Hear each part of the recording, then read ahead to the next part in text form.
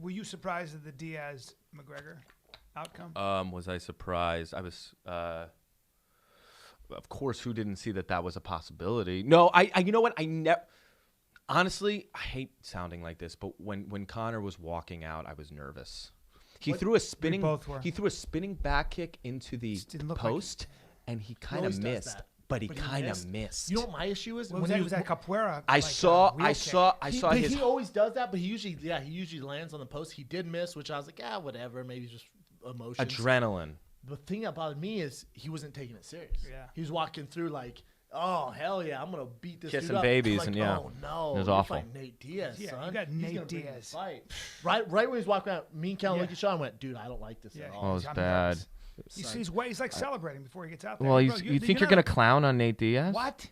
And you think you're going to put your hands down? And he's going to catch you. And then he did. And then it was all downhill. Yeah. I'm sure you guys have talked this ad nauseum about Nate Diaz's next opponent. No, not really. Haven't. We talked a little bit on Rogan's show yesterday. That's weird. I listened to that on the way here. Such a good friend. Anyway. A little bit. Listen, after him beating a guy like Conor, he's Michael Johnson. He's a huge start. Beating Michael Johnson, it doesn't catapult you to celebrity. Right. But beating Conor McGregor, who's the biggest draw by far in the UFC ever after that last pay-per-view, and making quick work. Not quick work, but tapping him out, getting the job done. After that, you have to give that guy a mega fight. He's a legit superstar. Yes, he doesn't go along with the flow. He's not a company guy. He says it how it is, but we need those guys. You can't censor those fucking guys. You got to have, that's what Rogan was saying. Everybody has these personalities. You got to let them shine. That's what makes the UFC the UFC, because you watch NFL, MLB, whether it's on Fox, whatever it is, They give these cookie cutter answers. They're not allowed to express themselves. They get fined. The analysts are up there. They won't pick anyone. It's all bullshit just to fill the time before the game. Sure. So in the UFC, the worst thing they can do is limit these characters. They gotta let these guys go. Which there's no one bigger personality than Nate Diaz. So I think you give him Robbie Lawler. Dos Anjos is I'd rather see Robbie Lawler. Granted, he's big. He fights at 55. Dos Anjos is just and he's already beat him. Oh, here's my 2 cents. Would love to hear it. Okay, what would you do? Okay, you're Scrooge McDuck, Dana White. You have no hair, shitty suit. Go. He's got good suits. Yeah, it hooks me up with seats. So I think that Nate Diaz might have. It's difficult to decide how he matches up against Lawler versus how he matches up against versus Dos Anjos.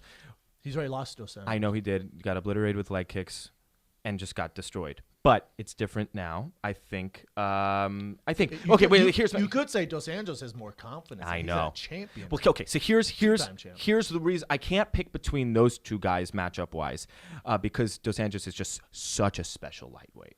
And he might be encroaching on pound for pound. He's a dangerous man. Especially whoever they match him up with next. Yeah. If he beats him pound for pound. So, but I don't like Nate Diaz as a welterweight because I don't like any other matchup in the top 5 for him. Tyron Woodley will wrestle the shit out of him. I'm worried that Robbie Lawler will.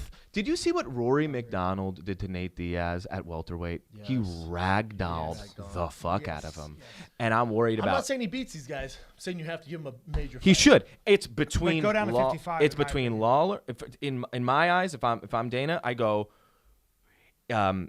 It's either Lawler or Dos Anjos. And the reason why I say Dos Anjos is because if he wins, he has more of a chance of being a star at that weight division. Correct. So this is you basically use Nate. It's a tough fight to beat Dos Anjos, but Nate's the huge draw. So Dos Anjos doesn't bring numbers. He just doesn't. So if he fights a guy like Nate Diaz, it might be something to get him over the hump, to get him in the public eye. Yeah. So maybe you do that. And if Nate beats him, you have a major star in your hands. Mm-hmm. So for the UFC. Does Nate beat Dos Anjos? I mean, what did it He's got to get off that front leg. He's too heavy on that front leg in the first fight. He can't eat those leg kicks. And you got to hope that if Dos Anjos takes him down. Diaz just in a tough weight class at 70 and 55. It's tough. It's tough. He's Honestly, a great matchup for him was GSP. That's the worst idea ever. Diaz wants to fight GSP. Mm-hmm. That's worse than all of them. Diaz is maybe. GSP is he wants to fight GSP because he's thinking about the next paycheck, and that is Which is massive. smart. That's the only, and that's what you should do. If I was Nate Diaz, of course I would want GSP. He called out Conor, fought Conor. I'd Massive call out payday. Anderson. I'd call out everyone.